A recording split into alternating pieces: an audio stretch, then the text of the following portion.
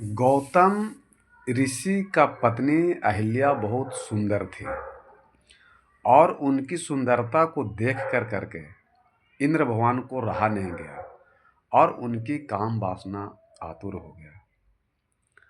और बृहस्पति गुरु को आज्ञा दे कर करके, जिसको कहते हैं हम लोग गांव घर में मकर चांदनी मार देना, तो मैंने 2 बजे 3 बजे 2 बजे रात को ही भोर कर दिए मकर चांदनी के द्वारा। और गौतम ऋषि चले गए जमुना में स्नान करने के लिए, और इंद्र भगवान वहाँ पढ़ा करके गौतम ऋषि का रूप धारण कर कर करके जो सती अहिल्या थी उसकी भंग कर दिए काम वासना आतुर के कारण में। और मैंने काम वासना सता करके उनकी सती को भंग कर दिए और बाहर निकलते इंद्र उतने में उधर से आ गया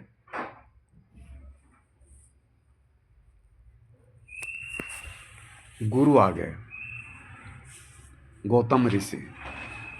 तो गौतम ऋषि आने के बाद वो देखीन कि इंद्र निकल रहा है, तो वो तो पहचान लिए। पहचान लेने के बाद उनको श्राप दे दिए कि जाओ तुम, उनका मन जो काम वासना समाप्त हो जाए। और उतने क्रोध में आ कर करके वो अपने पत्नी को भी श्राप दे दिए कि 7 दिन के तुम पत्थर हो जाओ।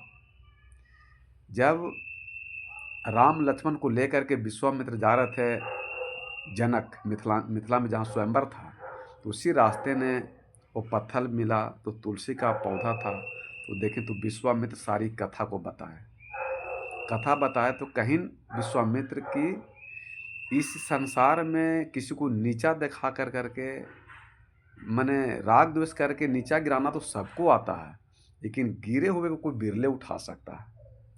तो विश्वामित्र के कहने के ऊपर राम के चरण स्पर्श किए और स्पर्श करके उनको फिर नारी का रूप आ गया।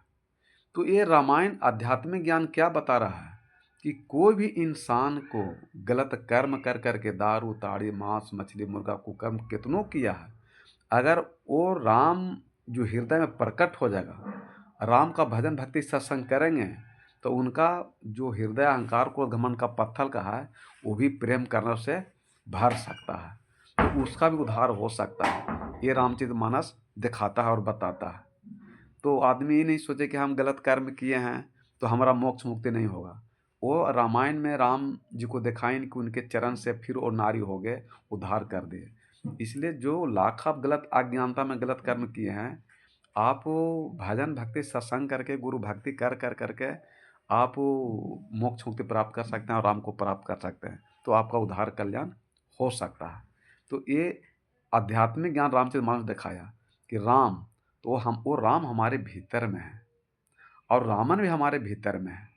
तो अगर हम दया प्रेम करना को अपना लिए तो समझिए कि हमारे अंदर राम प्रकट हो गया और सारे विषय वासना खत्म हो गया। और यही अहंकार को विषय वासना में है, इसका मतलब हमारे हृदय में राम नहीं है और विषय वासना का वास है। ये रामचरितमानस अध्यात्म यही बताता है हमको भी और आपको भी। इसलिए हर हाल में ये निंदा शिकायत करना आसान है, लेकिन गिरे हुए को, अहंकार को, क्रोध को, घमंड को, अज्ञानता को, मूर्ख को उठाना कोई बिरले आदमी काम कर सकता है। और वही कर सकता है जिसके हृदय में राम की चेतना जग गया हो, कृष्ण की चेतना जग गया हो, बुद्ध महावीर की चेतना जग गया हो, भक्ति का चेतना जग गया हो, ज्ञान का चेतना जग गया हो।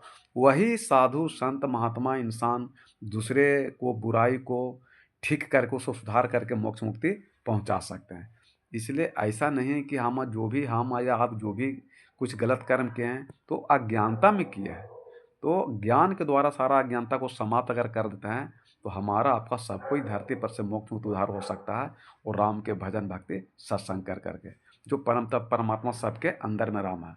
तो ये भक्ति के बिना शब्द नहीं मिलेगा और शब्द के बिना नाम नहीं मिलेगा और नाम के बिना मुक्ति नहीं। उसी नाम का नाम है राम। राम को अयोध्या के राम नहीं, वो आध्यात्मिक ज्ञान दिखावल गया है। तो मैंने चरण से ठेकने से वो पत्थर हो गए। तो उसी प्रकार अगर आप सारा बुराई विषय वासना में हैं भी, तो अगर आप भजन भक्ति सत्संग करते हैं, गुरु के शरण में जाते हैं, तो वहाँ आप अहंकार को, घमंड जैसे पत्थर दिल भी राम से पा करके वो दया प्रेम करना में आ सकता है, यानी उनकी चेतना जग सकता है जो आपका चेतना सोया हुआ है, तो आपका मोक्ष मुक्त उद्धार हो सकता है। बोले सदगुरुदेव भगवान की जय।